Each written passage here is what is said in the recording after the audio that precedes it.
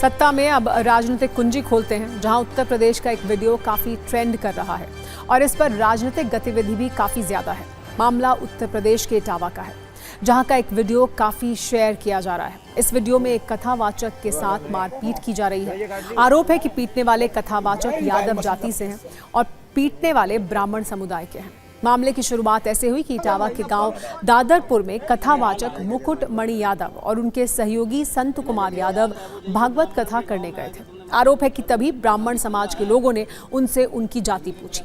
कथावाचक मुकुट मणि ने जब अपनी जाति यादव बताई तो उन्हें बंधक बना लिया गया। उनके साथ मारपीट की गई, जबरन बाल चोटी काटी गई। वहां मौजूद महिलाओं के पैरों पर जबरन नाक रगड़वाई गई। इस घटना का एक वीडियो वायरल हो रहा है। इसमें कथावाचक के सहायक के बाल मुंडवाए जा रहे हैं। पीड़ित कथावाचक मुकुट मणि यादव ने इसकी शिकायत पुलिस से की है, जिसके बाद एफआईआर दर्ज कर एक्शन लिया गया है। 4 लोगों को गिरफ्तार भी किया गया है।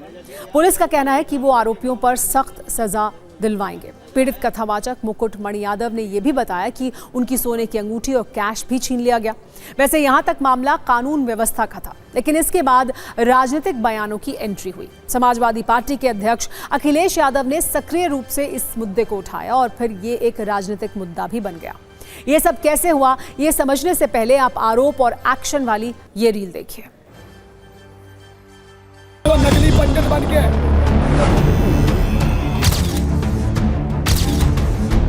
चल पाए छू, ये देखो नकली पंडित बन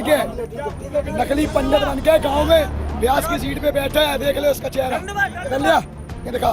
देखो जी, ये तिवारी आए जो मनु के बन के यहाँ कर रहा हूँ भागवत। ब्राह्मणों के गांव में तुम यादव होकर करके यहाँ भागवत कहने आए हो, और इन्होंने बहुत हमें मारकूट करना शुरू कर दिया। रात भर इन्होंने बहुत टॉर्चर किया सर, यहाँ तक कि हमारे बाल काट दे।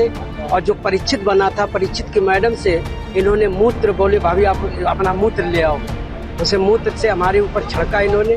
बोले ये अब पवित्र हो गए, ब्राह्मण के ये मूत्र तुम्हारे ऊपर पड़ गया, अब तुम पवित्र हो गए, अब बताओ।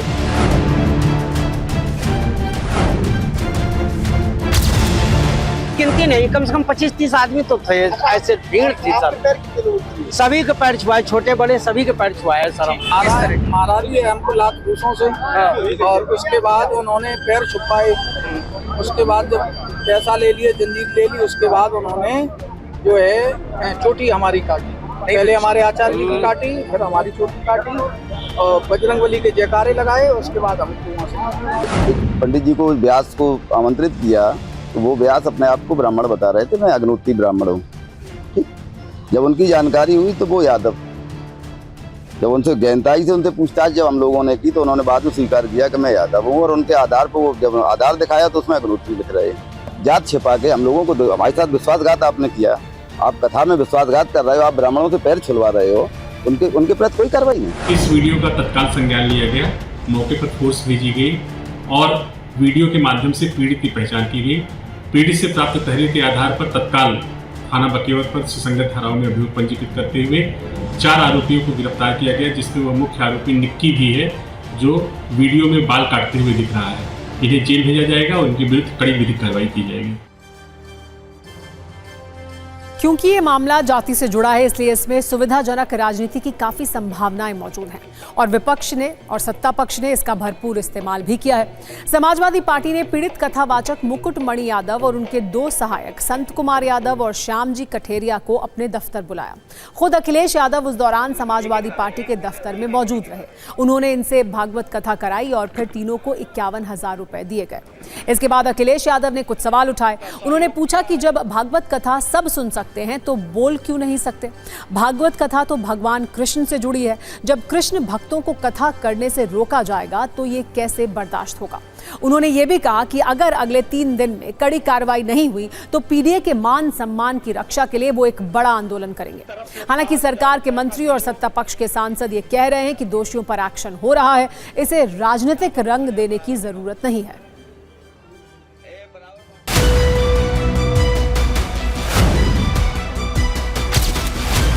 प्रभुत्ववादी लोग कथावाचन में अपना एकाधिकार बनाए रखना चाहते हैं। हमारे इटावा कथावाचन पीढ़ी अपमान कांड उन्हीं कुछ प्रभुत्ववादी और वर्चस्ववादी की वजह से घटित हुआ है।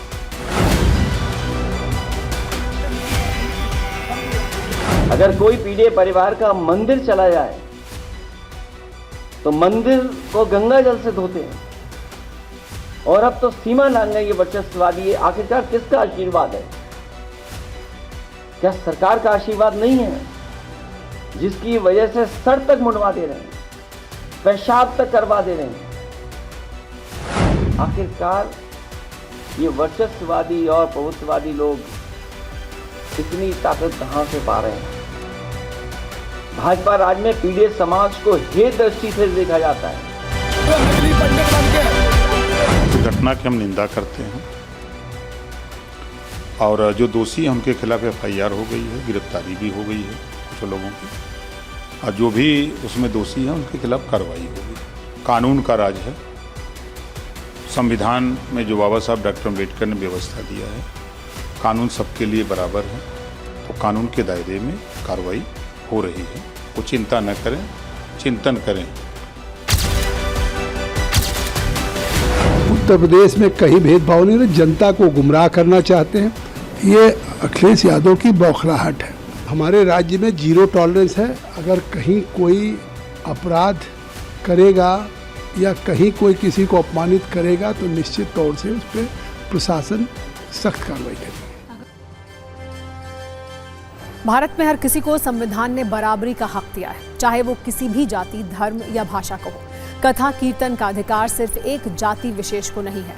ये कोई विरासत में मिली हुई जागीर नहीं है। लेकिन कुछ लोग अब भी रूढ़िवादी चश्मा पहनकर 21वीं सदी को देख रहे हैं। जो लोग जाति के नाम पर धार्मिक गतिविधि पर अपना एकाधिकार मानते हैं और इस आधार पर हिंसा करते हैं, वो दरअसल धर्म नहीं, अपने अहम की पूजा करते हैं।